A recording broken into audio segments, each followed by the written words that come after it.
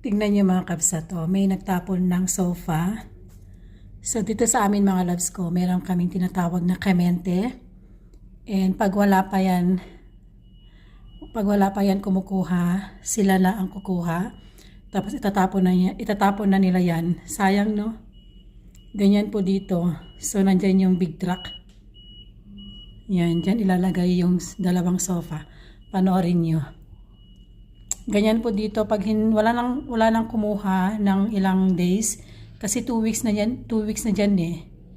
Then kukunin na nila, itatapon na nila 'yan. Ganyan. 'Di ba?